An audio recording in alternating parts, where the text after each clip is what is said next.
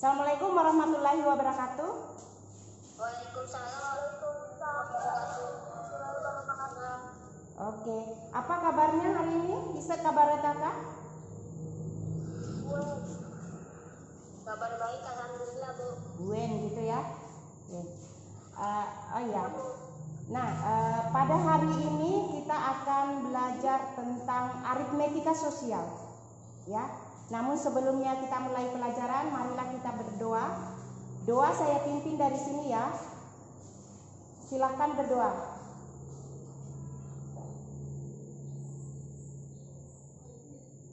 Doa selesai.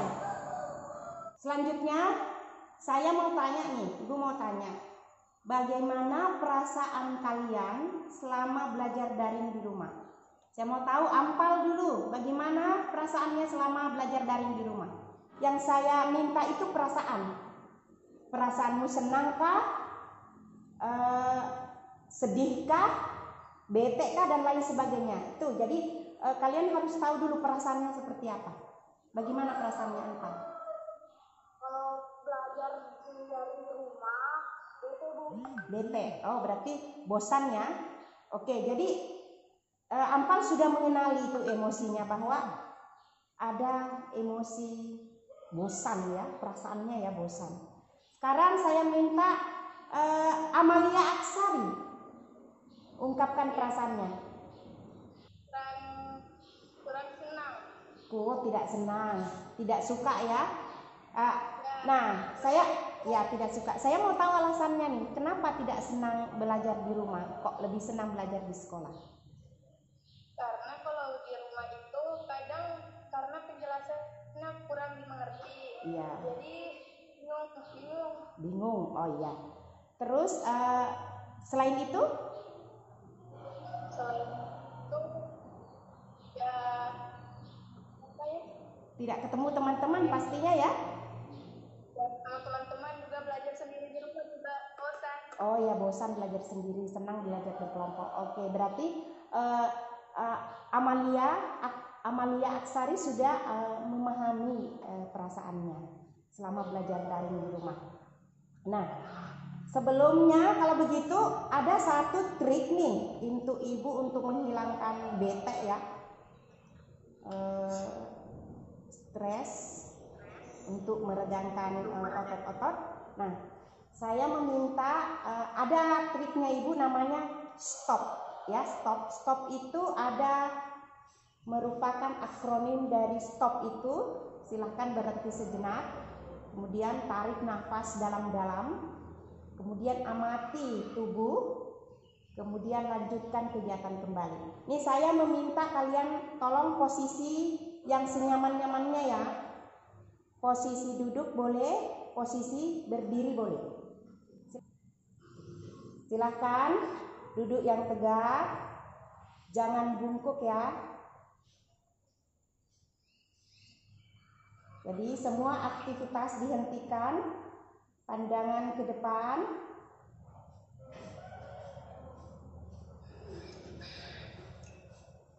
Rilekskan bahu bagian kanan, rilekskan bahu bagian kiri.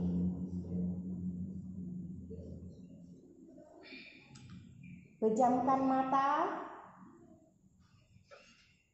rilekskan kelopak mata, rilekskan mata. Tarik nafas, keluarkan berlahan. Rasakan angin yang hangat keluar dari lubang hidung kalian. Tarik nafas kembali. Rasakan angin segar masuk di lubang hidung kalian.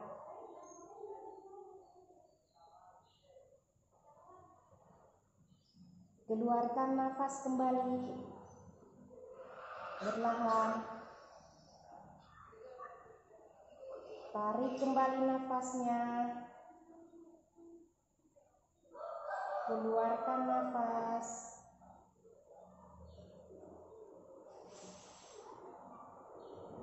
Rilekskan tubuh, rilekskan otot muka, Rileskan otot leher.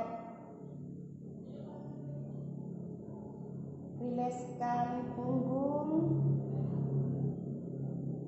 Rileskan lengan kanan, lengan kiri. Rileskan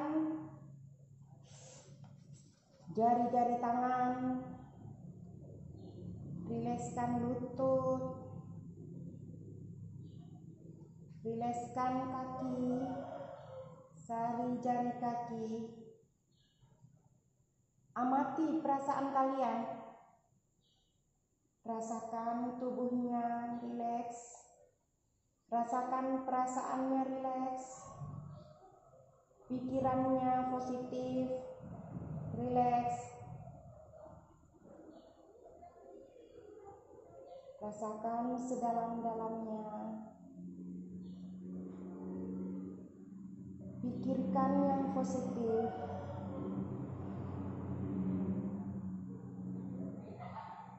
Pikirkan yang positif. Buka mata. Selesai. Kita lanjutkan kembali. Ini namanya merileskan tubuh ya. Ini penting untuk kita lakukan, menjadi budaya di sekolah, untuk kita lakukan rutinitas ya setiap pembelajaran. Karena dengan merileskan tubuh ini, pikiran jadi agak tenang, stres kurang, emosi kurang ya, yang meluap-luap tadinya jadi tenang. Iya enggak? Ibu juga merasakan seperti itu. Tadinya meluap-luap emosi, jadinya agak kurang. Kita lanjut nih ke materi tadi, materi aritmetika sosial. Nah, saya di dalam aritmetika sosial itu ada beberapa kegiatan. Ada namanya kegiatan jual beli, ya, harga jual yang diketahui, harga jual, harga beli, diskon, kemudian keuntungan, kerugian. Terus ada juga masalah dalam perpajakan. Ada juga masalah dalam utang ya, perbankan, utang piutang. Ada juga masalah terkait dengan bruto neto tara. Nah, saya ingin kalian nih memilih yang mana duluan kita pelajari, yang kira-kira itu sangat menyentuh di dalam kehidupan kalian. Tentang apa yang kalian rasakan yang sering, yang berkaitan dengan pembelajaran di dalam kehidupan kalian. Apakah pajak, ataukah perbankan, atau jual beli? Mana? Menyentuh di kehidupan kalian tentang apa nih? Harga jual beli, Bu. Oke, yang lain setuju enggak kita mempelajari dulu tentang harga jual, harga beli? Setuju, Bu. Oke, terima kasih. Nah, harga jual, harga beli. Saya ini mau tanya nih tentang ini, tentang harga jual beli. Di dalam perekonomian ya, kegiatan jual beli itu ada namanya untung dan rugi. Kira-kira siapa yang pernah merasa untung atau merasa rugi? Atau mungkin menjual apa sesuatu ke temannya terus rugi, terus untung? Ampal pernah tidak merasa rugi? Pernah, Bu. Oh, pernah. Oh, ketika rugi perasaannya seperti apa? Ketika mengalami kerugian? Ya, Bu. Oh, sedih. Nah, ketika sedih itu bagaimana triknya supaya tidak sedih lagi, berlama-lama sedih? Ikhlaskan aja, Bu. Oh, ikhlas ya. Oke, jawaban yang paling benar lagi. Nah, siapa lagi yang pernah merasa rugi atau untung dalam kehidupannya sehari-hari, tentang entah itu orang tuanya berdagang atau tidak, atau entah memang seorang pembeli tapi rugi? Siapa yang pernah mengalami kerugian, merasa rugi nih di dalam kegiatan ekonomi jual beli? Viola pernah? Viola? Pernah enggak merasa untung atau rugi? Pernah, Bu. Pernah. Untung atau rugi? Untung, Bu. Untung. Terus ketika untung perasaannya seperti apa? Ya, bahagia. Oh, bahagia, pasti senangnya. Nah, bagaimana halnya ini secara bersama nih saya tanya nih. Bagaimana halnya jika kemudian keluarganya mengalami kerugian, sama pasti ya, pasti juga rugi. Pasti merasa tidak senang. Memilih bawa pelajaran apa, terus perasaannya kalian tentang pelajaran kita. Nah, kemudian silahkan membaca buku dulu. Ambil buku paket, halaman tentang harga jual beli dulu silahkan kalian baca-baca, baru ibu akan kasih ilustrasinya ya. Kenapa membaca itu penting? Karena membaca itu bisa mengembangkan sosial emosional kita. Orang yang sering membaca itu terlihat tenang ya. Orang yang tidak suka membaca biasanya emosinya meluap-luap seperti itu. Jadi saya meminta untuk membaca dulu literasi kita untuk hari ini. Ayo kita amati. Pak Subur. Pak Subur. Tukang bubur ayam. Pak Subur seorang penjual bubur ayam di Bandar Jakarta. Seperti biasa, setiap pagi Pak Subur pergi ke pasar untuk berbelanja bahan pokok untuk membuat bubur ayam. Kemudian saya kasih ilustrasinya dulu. Misalnya nih ibu punya uang 500.000. Ibu sebagai penjual pedagang. Saya pergi ke grosir di Babulu ya, di Simpang Raya. Semua uang 500.000 itu saya pakai berbelanja. Kemudian ibu pulang ke rumah. Nah, belanjaan ibu itu ibu jual. Setelah habis terjual, terkumpullah seluruhnya uang.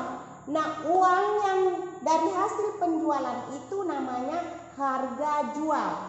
Modal saya yang 500 itu tadi namanya harga beli. Sampai saat ini paham?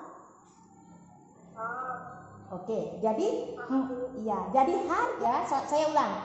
Ibu punya uang 500.000. Pergi ke grosir beli barang, pulang saya jual. Dari hasil penjualan itu terkumpul uang. Jadi uang yang saya bawa ke grosir tadi namanya harga beli atau modal. Sedangkan uang hasil menjual saya namanya harga jual. Ya? Sudah paham? Ya, jadi harga beli sama dengan apa tadi? Sama dengan? Harga jual, Modal, oke. Hasil menjual itu namanya harga jual ya, harga jual. Selisih antara harga jual dan harga beli disebut untung. Ya tidak? Ya, selisih. Tapi bisa rugi loh, bisa. Nah, sekarang kalau harga belinya 500, hasil penjualannya 600, pedagang itu untung tidak? Untung. Berapa untungnya? 100.000. Dari mana mendapatkan 100.000? Harga jual. Harga jual diapakan? Dikurang dengan harga beli atau modal. Iya begitu. Jadi di dalam kehidupan sehari-hari itu nyata seperti itu. Nah, kita kembali ke yang dibaca Faiz tadi ya.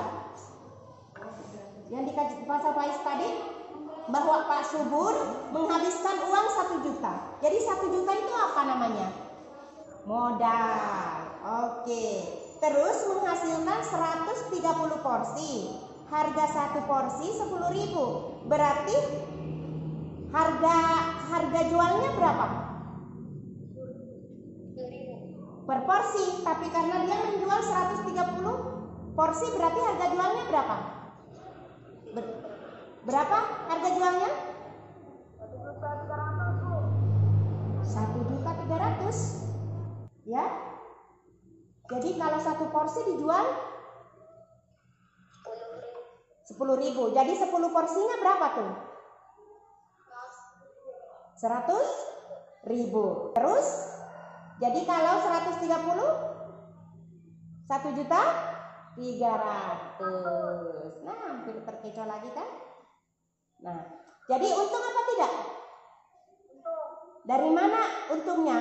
Bagaimana cara menyelesaikan untung tadi? Selisih antara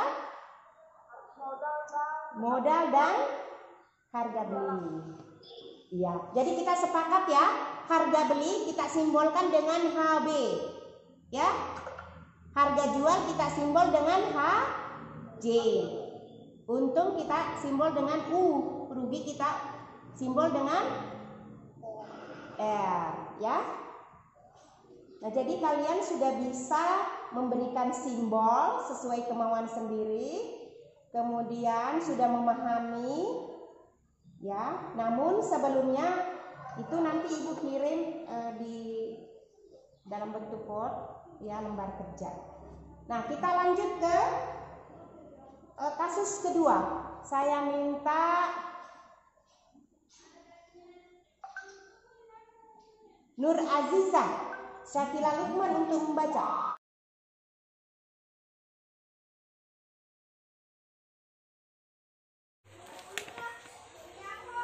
Pembelajaran yang baru saya lakukan sangat berbeda dengan sebelumnya, karena pada pembelajaran kali ini saya berusaha menerapkan pembelajaran berdiferensiasi dengan memberdayakan dan melibatkan murid saya dalam rencana pembelajaran dan kegiatan pembelajaran. Jadi tidak terkesan otoriter. Sebelum masuk ke kegiatan pembelajaran, sebelumnya saya sudah memetakan mereka berdasarkan profil, kesiapan belajar dan minatnya. Sehingga di dalam pembelajaran itu, di dalam berdiferensiasi proses itu saya menjanjikannya terkait dengan cara penyajian saya. Ada secara lisan, ada secara visual. Itu terkait dengan minatnya mereka. Kemudian di dalam konten itu, di dalam pembelajaran itu, saya terdapat beberapa submateri dan meminta kepada mereka mana submateri yang dirasa sangat menyentuh dalam hidup sehari-harinya, yang sekiranya akan bermakna dan akan dipelajari terlebih dahulu. Jadi saya melibatkan mereka. Kemudian di dalam produk, berdiferensiasi produk, saya meminta mereka untuk menyajikan, bisa secara tertulis atau video, tugasnya untuk menyajikan sesuatu yang terkait dengan harga jual, harga beli, keuntungan dan kerugian dalam yang dia rasakan, seperti itu. Serta pembelajaran sosial emosional, karena terkait dengan bagaimana mereka merespon. Bagaimana merespon, maka dalam kegiatan pembelajaran sebelumnya saya meminta perasaan mereka. Dengan sekian lama sudah mereka belajar daring di rumah, perasaannya seperti apa. Kemudian di dalam berintegrasi dengan pembelajaran, saya menghubungkan perasaannya ketika mereka atau orang tuanya atau sekitarnya mengalami kerugian atau keuntungan. Bagaimana rasanya? Jadi akan mengenali dan berempati, karena pembelajaran sosial emosional ini terkait dengan bagaimana mereka bertindak untuk melakukan kegiatan, kemudian bagaimana berempati, bagaimana daya lentingnya, dan bagaimana merespon sekitarnya. Jadi dengan begitu penting bagi saya untuk melakukan pembelajaran diferensiasi dan pembelajaran sosial emosional untuk pemenuhan kebutuhan siswa atau murid. Namun saya merasa bahwa pembelajaran yang saya lakukan masih jauh dari sempurna. Saya akan berusaha lebih siap ke depannya dan akan mempraktekkan pembelajaran sosial emosional dalam berbagai teknik. Karena dalam pembelajaran sosial emosional tadi, saya hanya bisa menerapkan dengan merespon, bagaimana merespon, terus menanyakan perasaan mereka. Kemudian saya ajak membaca, karena membaca itu juga berkait dengan sosial emosional. Kemudian dengan teknik stop supaya lebih berkesadaran penuh.